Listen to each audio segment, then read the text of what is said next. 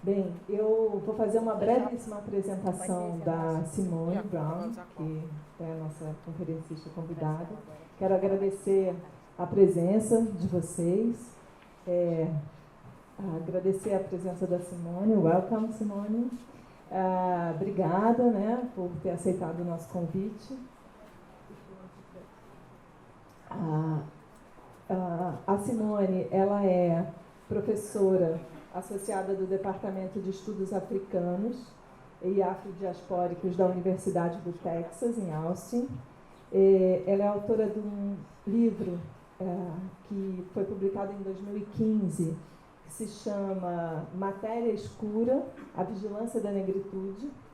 E esse livro recebeu uma série de prêmios em 2016, o Prêmio Laura Romero, de primeira publicação, o Prêmio da Associação de Estudos Americanos e o Prêmio de Melhor Livro pela Rede de Estudos de Vigilância. Em 2015 também, a Simone recebeu o Prêmio Donald McGannon de Relevância Ética e Social em Pesquisa sobre Tecnologias de Comunicação.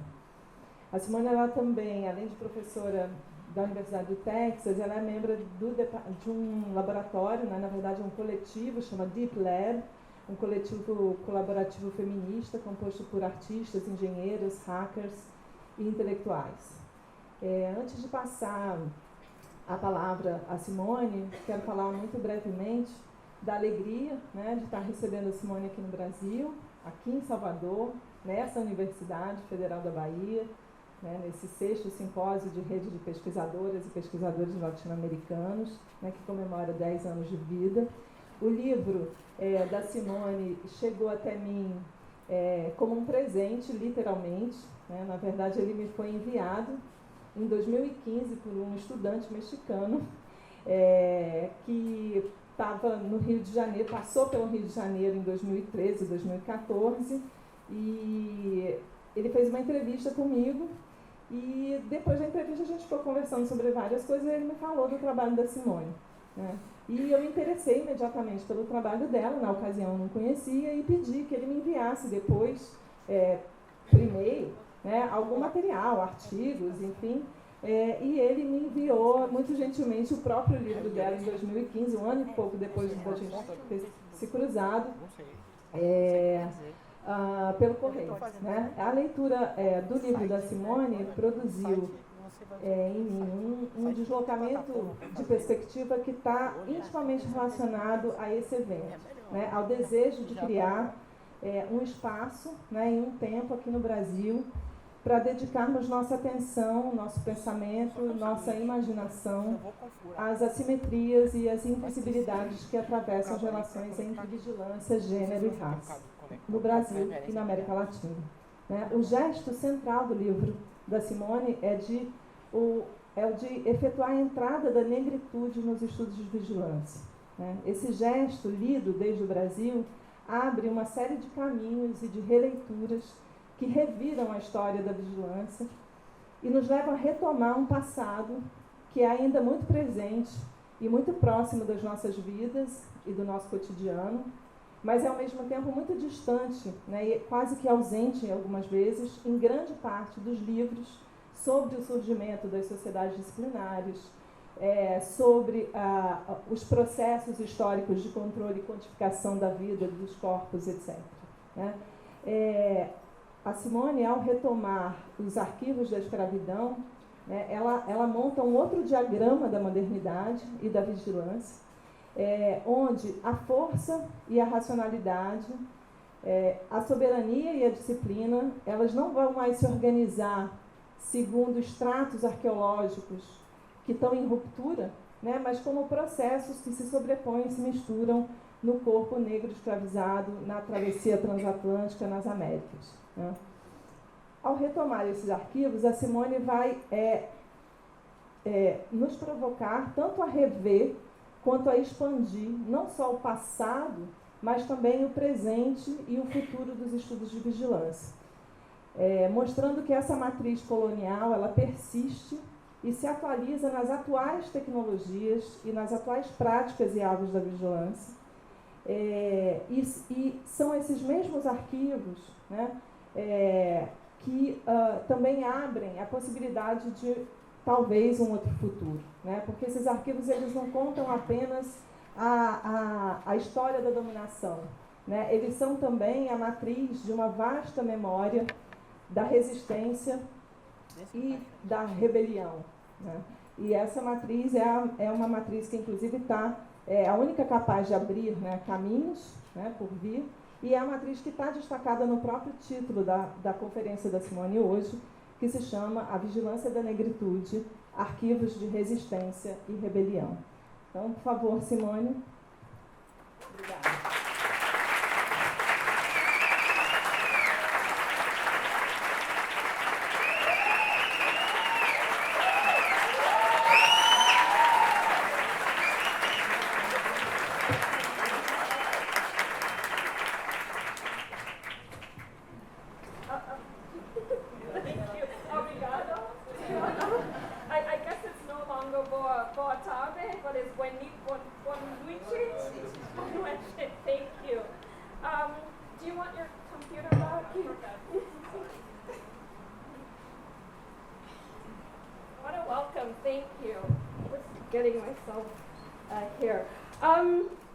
I'm so happy to be in Brazil, my first trip to Brazil, to be in Salvador, here in Bahia. So thank you so much for the invitation and for having me as part of this conference tonight. I have numerous colleagues, friends, and also former students. One student, Gustavo Sequeira, who he actually did his BA here at this university and just completed his PhD just last month. And he's back in Salvador. Maybe he might not be in the room today, but it was on the political aesthetics of blackness, of the black body in the Teatro Negro.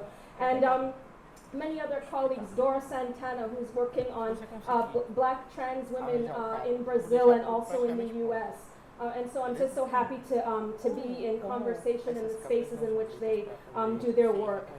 So one of the things that I wanted to, I'm talking too fast, I wanted to do with my work is to make an intervention with what I saw at the time as the under-theorization of blackness when it comes to thinking about surveillance within the kind of subdiscipline or way of thinking, what we call surveillance studies. And I did this by asking how a realization of the conditions of blackness, the present, the historical present, and also our past, can help social theorists understand surveillance now, understand the contemporary conditions of surveillance. So instead of thinking of surveillance as something that came along or was inaugurated with body-worn cameras by cops, or drones, or backscatter machines at airports, or even deep fake videos, to see surveillance as something that is ongoing by looking at its precursive formations, looking at some of its histories, is to factor in how racism and in particularly anti-blackness shapes our current governing order in what is, in my work at least in the United States, in Canada, and even beyond those nation formations.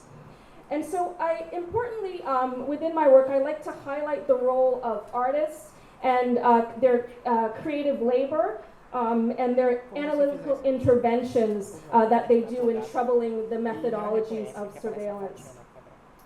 So I was recently in Accra, Ghana, just to begin some new research on the ecologies of artificial intelligence and surveillance infrastructure, where I'll examine the recycling, reuse, and repair that's going on there around discarded computers and other type of technologies that is mainly coming from Europe and North America.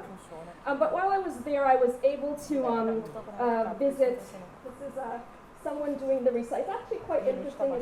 You can see from this one here, the breaking apart of the various pieces, but all of this particulate matter kind of pops up like dust. So people breathing in all of that is quite dangerous. So when we think of the life cycle of some of the technologies that we use, this computer or my phone, beginning its creation sourced in Africa and ending with its reuse and recycling and breaking apart happening there too.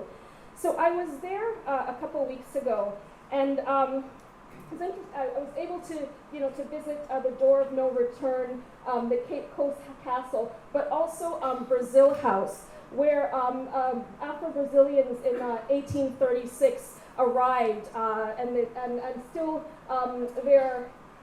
they still live within that area of around Jamestown in Accra. These are Brazilians that left after 1835 in the Mali rebellion. And so just to kind of think about these spaces of the Tambon people who returned to Ghana as well. So I just thought I'd share that because last week Sunday, 3 weeks after I was standing at the Cape Coast Castle with the Door of No Return, I was then on the other side of the Atlantic in Salvador to think about that journey and that Middle Passage and looking at those same waters there. But on another journey, in August 1785, Jeremy Bentham set out from England to Kyiv, Russia. And it was in Russia where he would first conceive of the panopticon.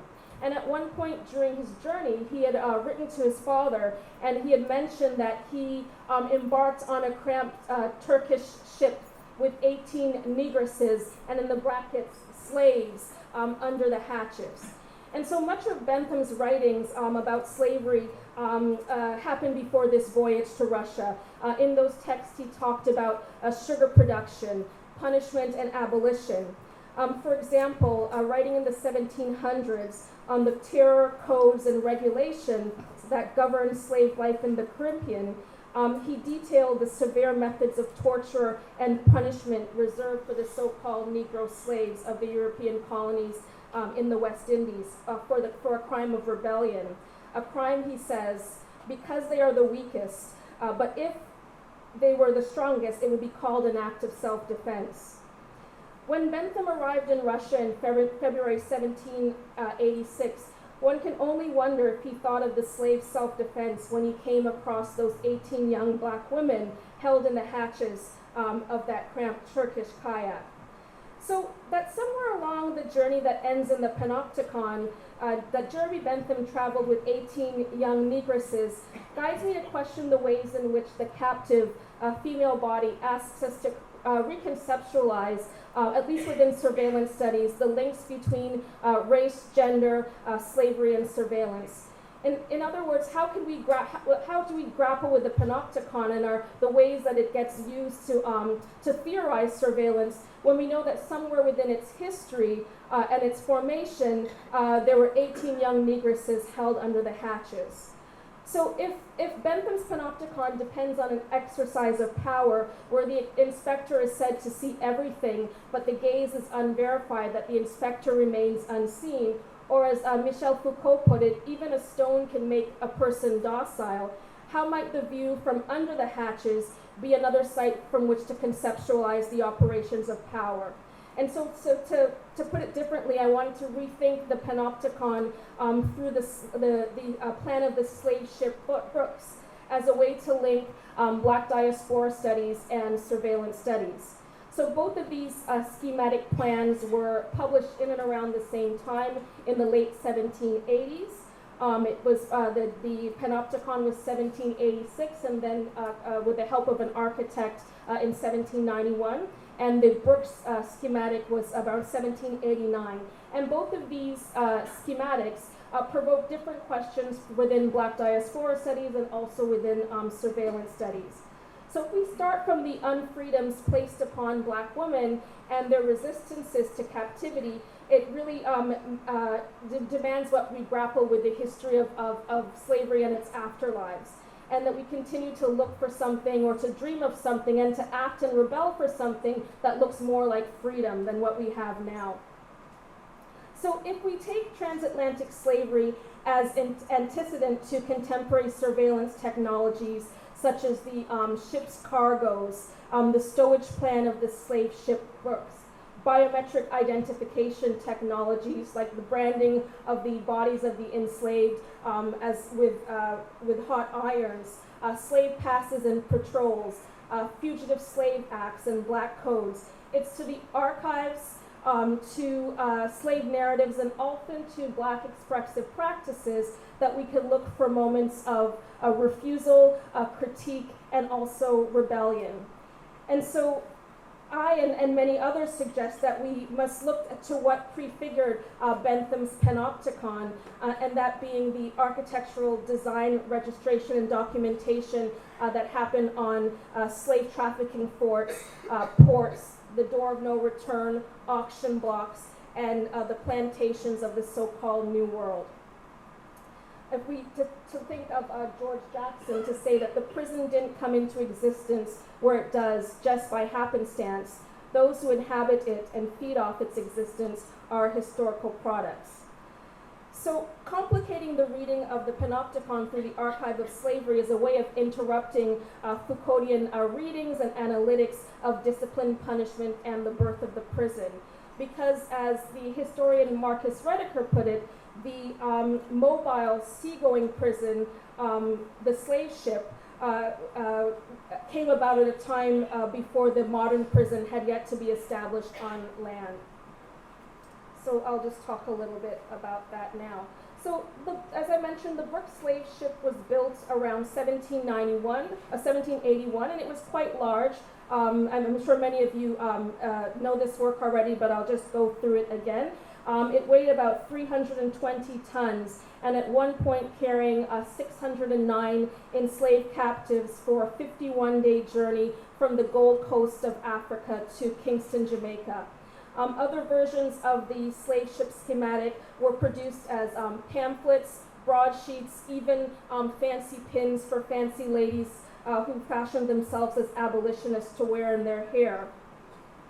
They all detail the violence of this cruel technology. It was an arrangement, as W.E.B. Du Bois put it, that was a foretaste of hell.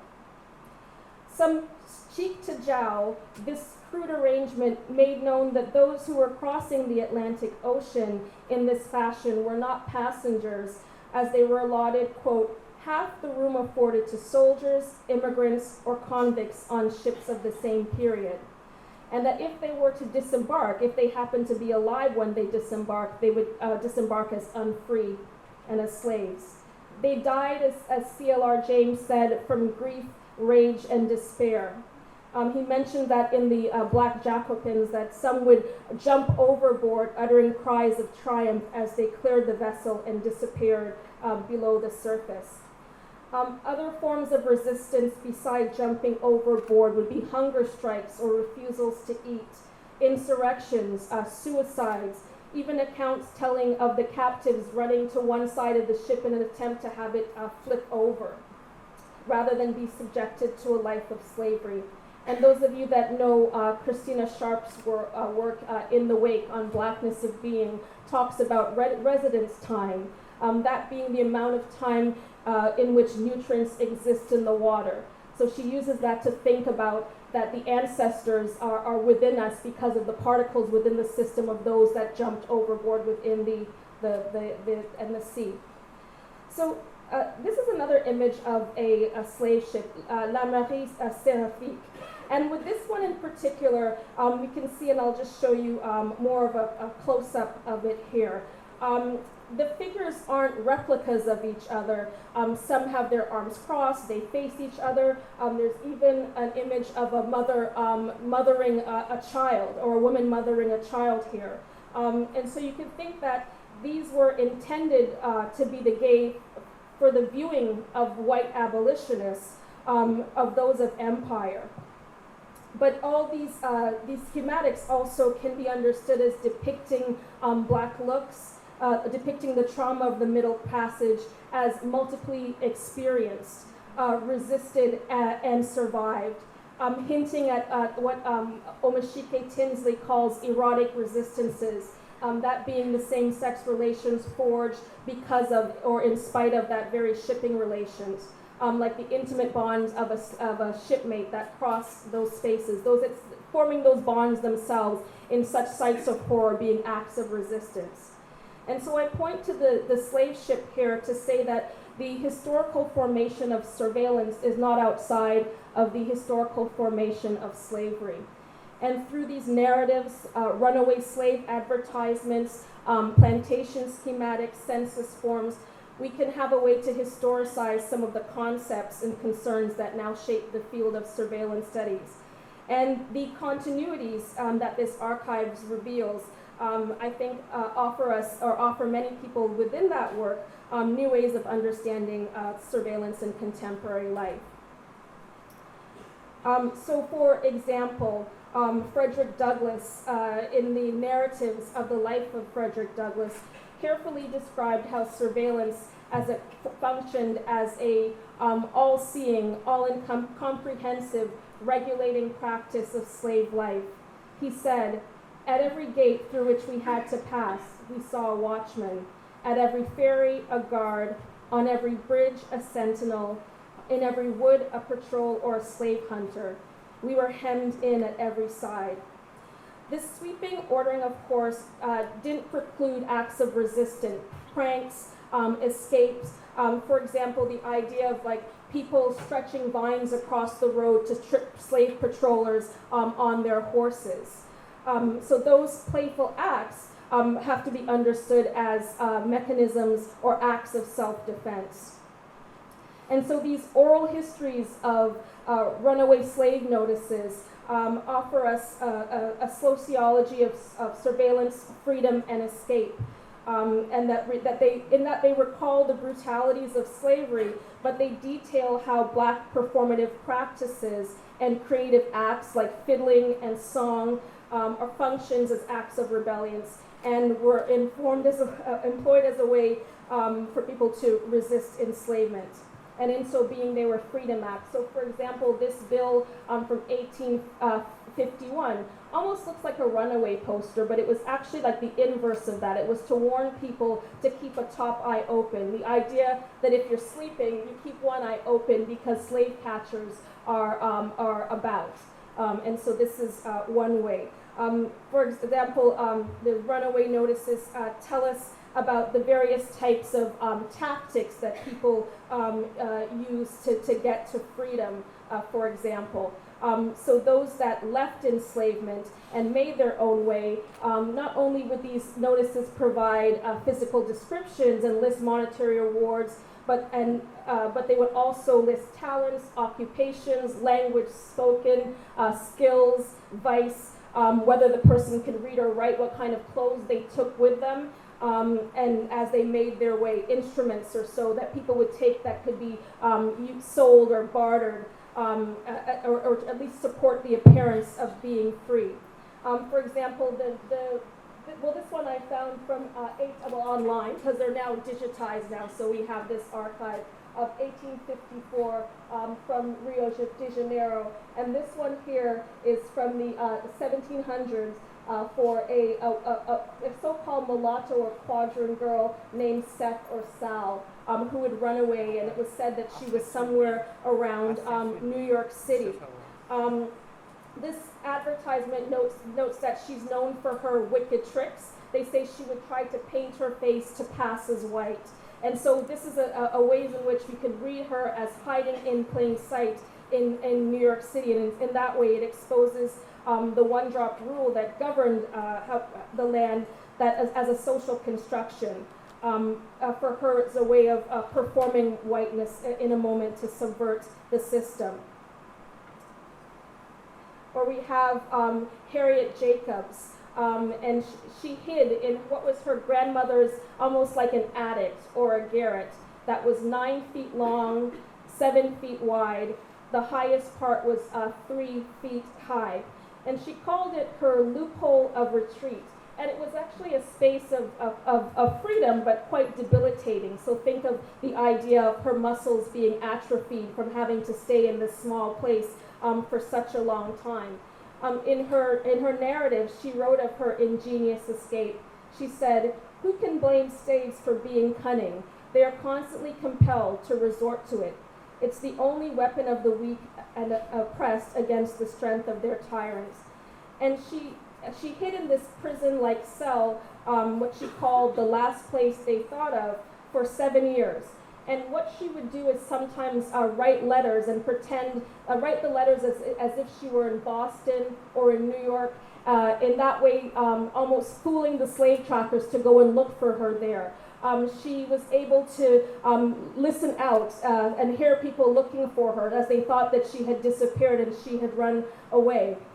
She eventually, dressed as a soldier, escaped, lived in a swamp for a while, and eventually made her way to New York City and to Boston as a type of freedom. And later on, her children joined her there. And her son said that, as he grew older, said that he knew that she was hiding in that space because he could hear her cough.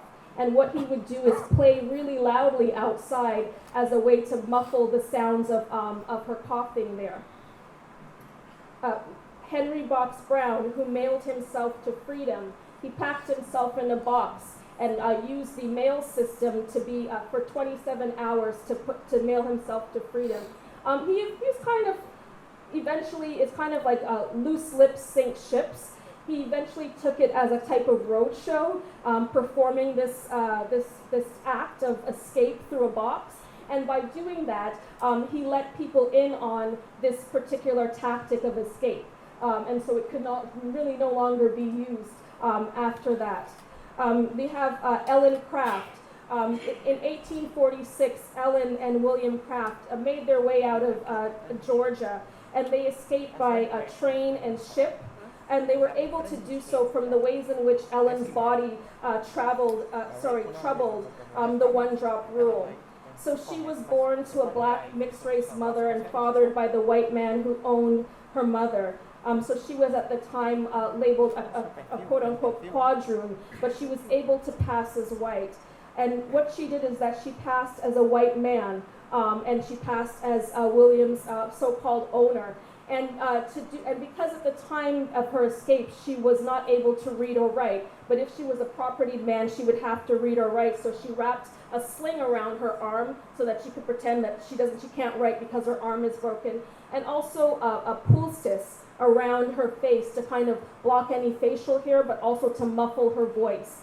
And so she, after they had escaped detection, they eventually traveled to Boston, to Canada, and then to the England at the time.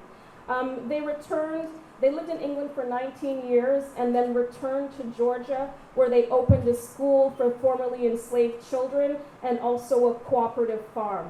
So all of these acts, whether it's Seth or Sal, who changed her name, passed as white, also Harriet Jacobs, who hid in her grandmother's attic, hid in a swamp, passed as a sailor. All of these acts, these freedom acts, are integral to or important to understanding the conditions of blackness, and they show us how important understanding the conditions of blackness are to understanding surveillance. And of course, this isn't the only story of surveillance, but it's one that often goes missing or is absented. So with my work, I set out to look at surveillance across various sites, like the airport, the plantation, and I'm not a historian, but I examined various segments of time, such as post 9/11 or the time of the British occupation of New York City. And I looked at various forms, whether that be historical documents, art, law, and photography, for example. And so one of the items or forms that I looked at was the form of law. And so lantern laws were something that took place in the 1700s or so, 18th century, New York City, Boston, and other cities within the U.S. And this regulated the movement of black people after dark, after curfew or sunset. And so what this meant is that if not under the supervision of some white person, black, mixed race, or indigenous people would be subject to carry with them a lit lantern that they would be mandated to carry. And if they weren't without this lit lantern, they could then be taken to the jail or the gall by any white person who is deputized by white supremacy to take them up and do so. And so this made the lantern function as a supervisory device. Enslaved people were also forbidden from carrying weapons, trotting quickly on horseback, gambling, using loud voices while in the street, or they could then be apprehended. And so this lit candle, you can think of this lit candle as marking its holders as part of the emerging lighting infrastructure of a city. And so we can see these laws as precursors to ongoing stop and frisk practices, policing practices where categories of suspicion could be furtive movements, matches the description, changes direction in the sight of a police officer, or wearing inappropriate attire for this season. In Toronto, where I was born, it's known as police carding or being known to the police. Or in the case in Minnesota in 2016, in the killing of Philando Castile in front of his girlfriend Diamond Reynolds and the girlfriend's 4-year-old daughter, the police said it was because of his wide-set nose. So we can make the links between these 18th century lantern laws and the New York Police Department's omnipresence strategy. So this is a strategy, so you can see from Instagram here, someone took a picture of what the omnipresence used for. And this is the use of like the flashing lights or the cherries on top of a cop car, or floodlights that are projected onto so-called hotspots or so-called high crime neighborhoods, which exposes their occupants to a constant and high intensity light. And you can think of this as part and parcel of policing tactics like heat mapping, predictive policing, stingrays, body cameras, fusion centers, and what Joshua Scannell tells us are, quote, aesthetic techniques for leveraging algorithms to bathe a city in electric light. And so these outdoor lighting at night has harmful effects, whether that be the severe glare, making it very difficult for people to sleep, a negative impact on human circadian rhythmicity, and the possibility that these white LED lights can suppress the production of melatonin. And you can also think of to see these in operation, it's not only the light itself, but it's the loud hum of the generator, and also the smell that comes from the fuel that is used to fuel these lights. And so you could think of that as also a noise campaign as well as a lighting campaign. And it's not only within U.S. city streets, but also think about how that happens in a site like Puerto Rico, where people were forced to use generators after the hurricane. So you could think of it as structurally imposed, and not only in New York, but in other sites as well too. And and here's another image of what that looks like in some spaces that are marked as high crime or hot spots. So it leads me to question what human life gets valued as infrastructure, but deemed non-essential or made disposable in our current governing order. In Austin, Texas, where I live, there was a music festival that took place about 6 or so years ago. And it's a tech festival. Many people come into the city, and because of the network of the phones, some people couldn't get a signal. So one advertising agency thought to create something called homeless hotspots, where people who were homeless or underhoused would be tricked out with T-shirts saying, their name and that I'm a 4G hotspot, and that people going to this music festival can then pay the homeless person to function as a cell tower for that time. So again, what human life gets valued as infrastructure. You also have, in some spaces, where there are laws in some cities in the U.S. where if someone were going to be what they call flyering or panhandling on the street, they would need to wear glow-in-the-dark or phosphorescent vests, day-glow vests, to kind of light them up. In Austin, the former assistant police chief suggested that there was a time where many people were becoming run over, homeless people were being run over, many that were living under the bridge because of, lack of lighting under the bridge, and the suggestion was that they be outfitted with glow-in-the-dark backpacks. So rather than have, affordable homes for all, or something else, the suggestion is just to light them up. So whose bodies can be lit up as a form of like supervisory device. And as I mentioned, I look at the creative labor of artists in thinking through some of these questions about surveillance and in particular light. And this is the work of Angela Hennessy, and this is an installation that she did called Black Lit, and it's her intervention on the lantern law as a technology of unfreedom. So it's like a chandelier, a large ceiling light. It's composed of real and synthetic hair, foam, sponge, gold leaf wiring, shackles, all suspended. And what she does is she performs underneath this light, this chandelier. And on this kind of performance, she said it's a way of using her outdoor voice, speaking loudly, reversing the purpose of surveillance, and claiming the right to stand in the light. And speaking with the light, speaking and claiming and standing in that light for her is a form of rebellion. And so it looks something like, let me just see if I can get this here. Just to kind of show you the size, it's a quite large piece here.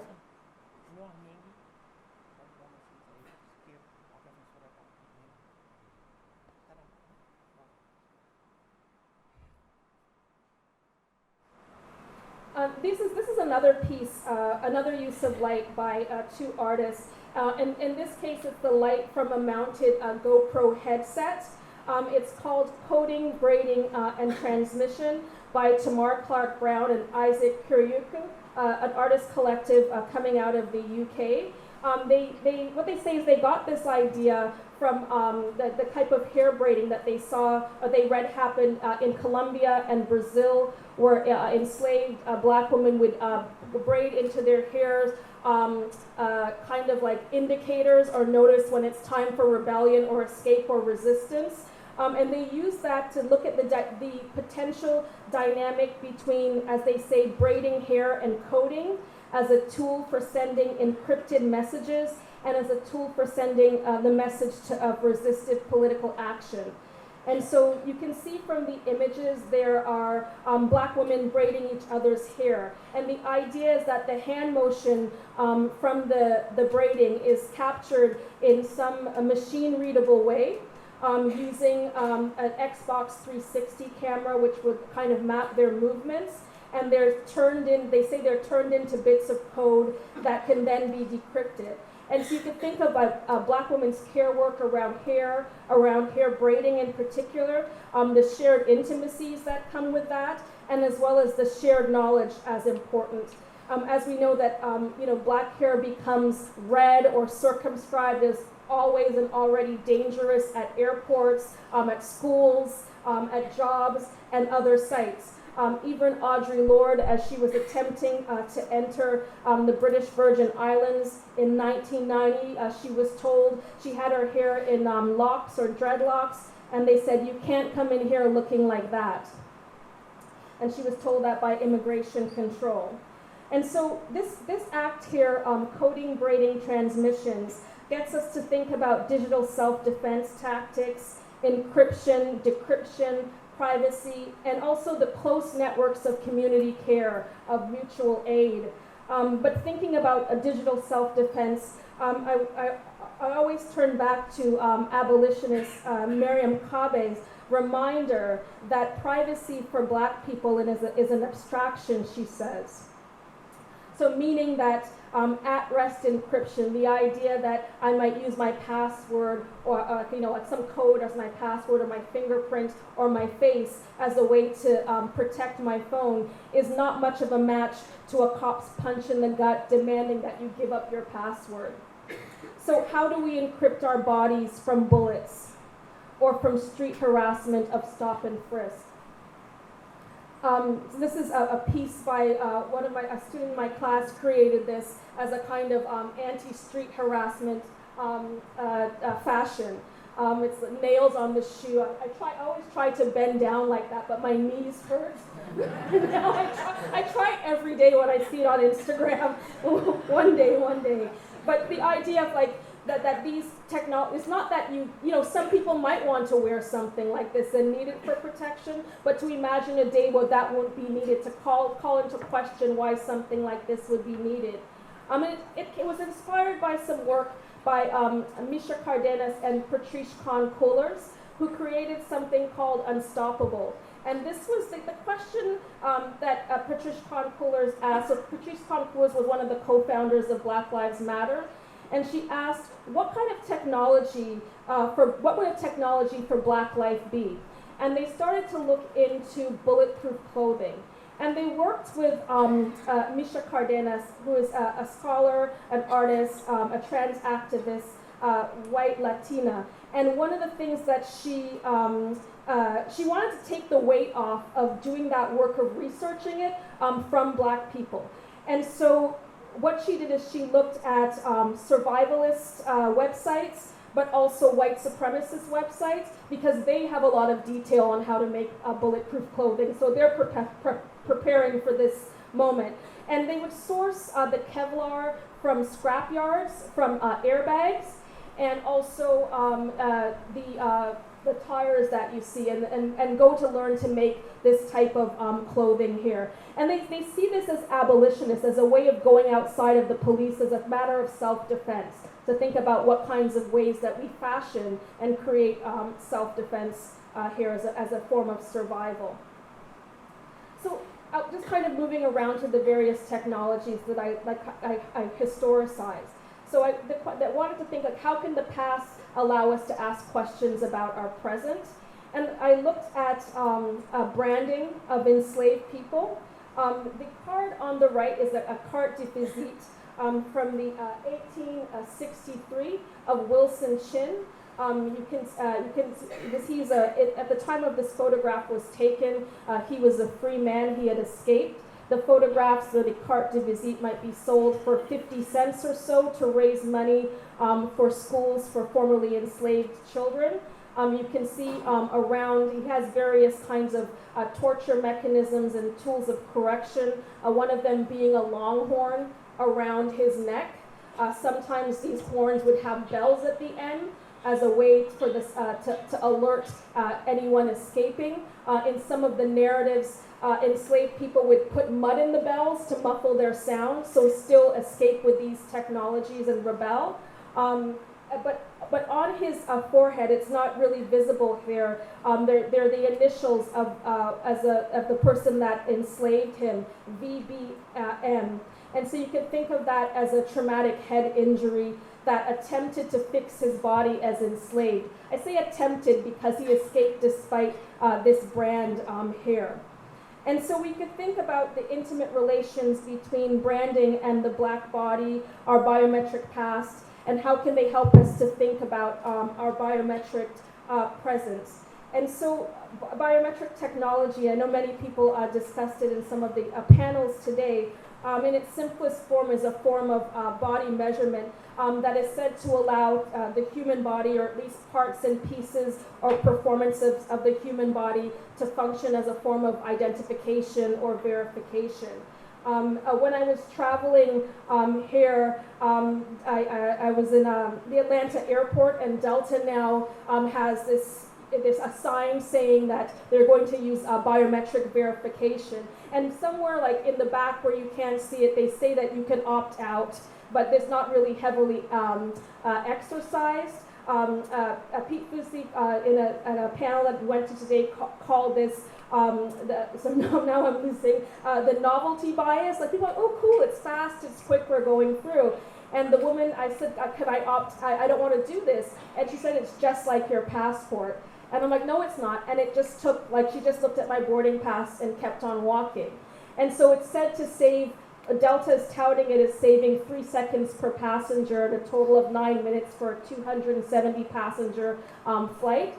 but sometimes these moments of refusal of this technology, sometimes the easy fixes, or I can just use my face to open my phone, allows us to take a moment, at least collectively, to question, the kind of implications of the use of this technology. And so if you think about these as the computational means in which the body is said to be mathematically coded as data that makes for unique templates for computers to sort using, they might answer the question, who are you?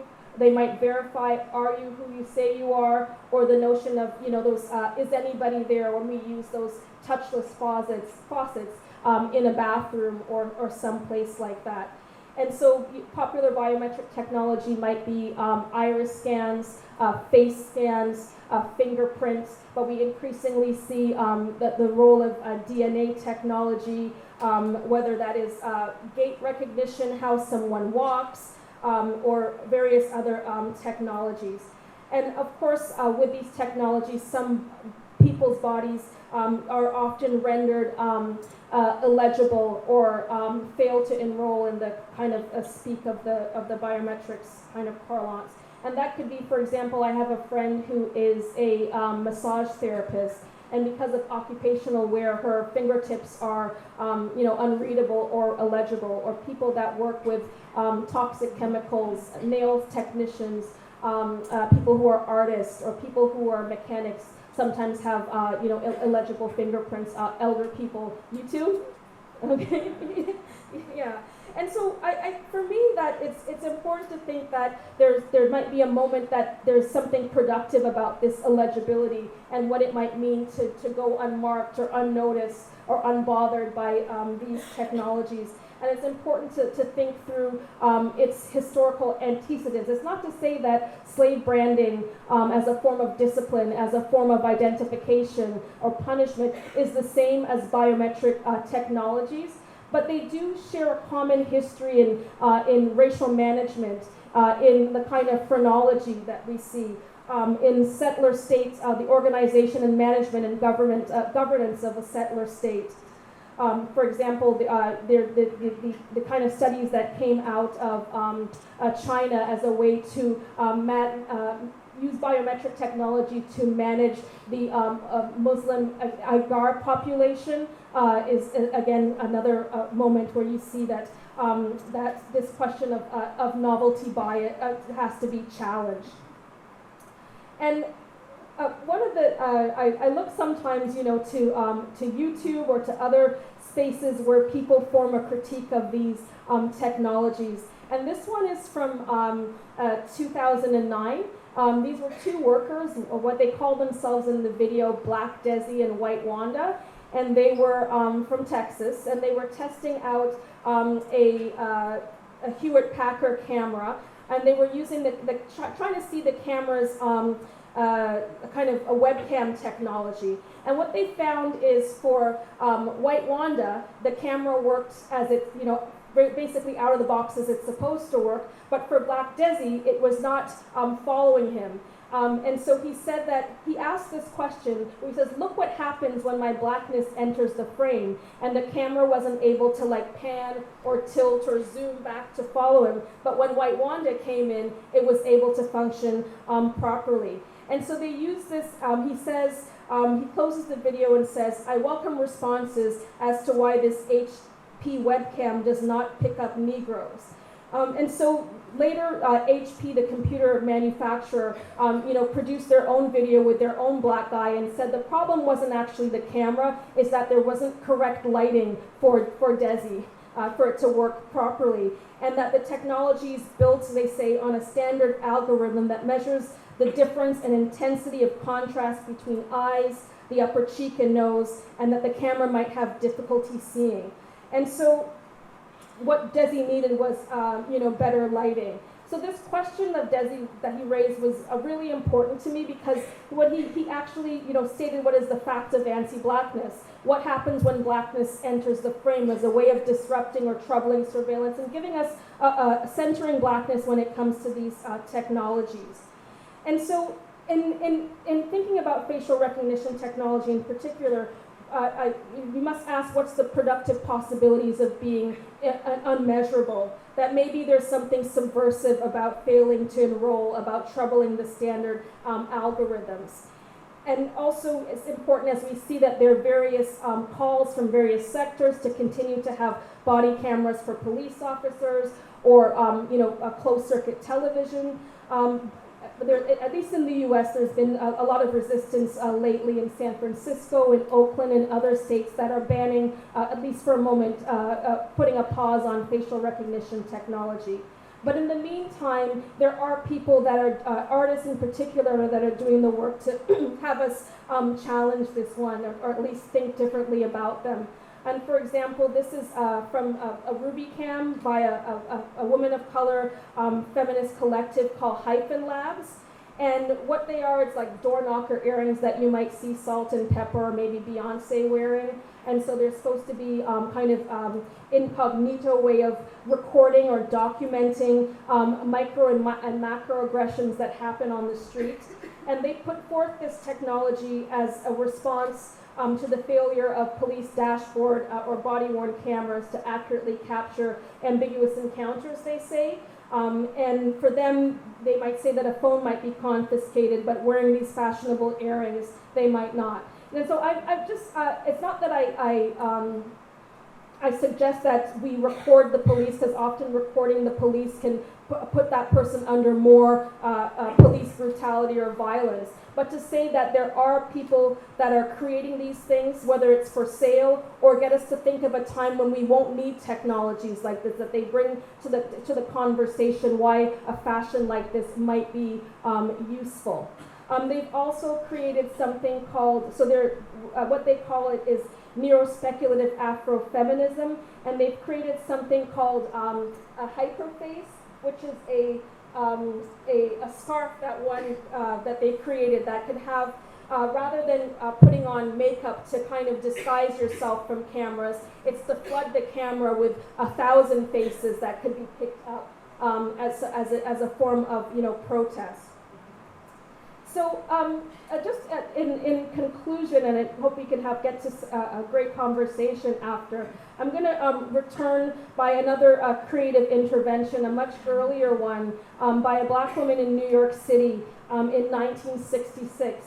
1966 was the year of the groundbreaking for the World Trade Center. And Mary Van Britten Browne and her husband, Albert Browne, invented what they called a home security system based on television surveillance, as they were concerned with crime security, and they were tired of the slow or no police response to distress calls from black people in cases of emergency. They filed a patent application on August 1st of that year. Mary Van Britten Browne was a nurse. Her husband was an electronics technician. And in December of 1969, the U.S. Patent Office granted them, the couple, a patent for what they called an audio-video alarm system for household protection. So this allowed them, as you can see from the diagram there, to remotely screen callers from inside the house. Mary Van Britten is listed first as the inventor, and the diagram includes a camera at the entrance door where someone can scan someone standing outside, an intercom, an alarm, audio recording capabilities, a remote control lock that you can open the door from your bed. There's little published work on Mary Van Britten Browne's life and the making of this patent. So you can think of this patent as a closed-circuit television, as quite a precursor to contemporary DVR for the home surveillance monitoring for the consumer market, so things like video doorbells or other type of applications. So as such, this apparent absence in the official genealogy of surveillance technology and its application form part of a generalized absencing of black women's contributions when it comes to the ways that surveillance is conceptualized and historicized. So given this absence, how, if in any way, could our relationship to and knowledge of security, surveillance, and its infrastructure be changed by knowing that there was a time when a black woman from Queens, New York, played an important role in the development of closed-circuit television? that the modern home security system has a patented history in a Black woman's desire to create ways to live safely is quite important. And I'd like to think that Mary Van Britten Browne came up with this idea while talking to other Black nurses who worked the night shift with her. I'd like to think that they thought of this technology as a way outside of calling the police. I'd like to imagine that they thought of it as a strategy for self-defense. And I'm thinking here of what Imani Perry calls the privacy marking gesture, where she discusses the practice of blinds being drawn in Black working class homes, in neighborhoods, where she says, quote, "It might be a cultural practice born in fear, or it might be a cultural practice indicating Black people's self-definition as rights-bearing, privacy-demanding citizens. Likely it's a bit of both." So I think that Mary Van Britten Browne allows us entry into the urgent question of what are the ways to engage in self-defense against a militarized racist police state through the creation of technologies.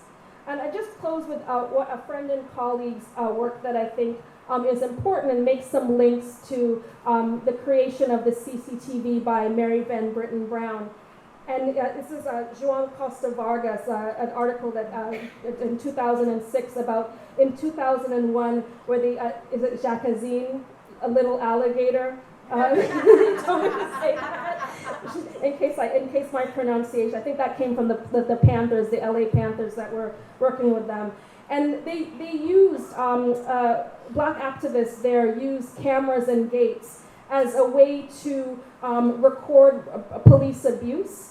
But also to get people talking, to kind of bring to the forefront and call attention to the racialized police abuse here. And so both of these calls from Little Alligator and Mary, is it Jacazine? Jacazine. Just please, don't try. I have my Google Translate here. Okay, thank you. So both of these moments of Black self-defense, I think allow us to continue to kind of reshape our imaginaries of a current governing order and the making of our anti-colonial futures when it comes to the use of surveillance technologies. Thank you. Obrigada.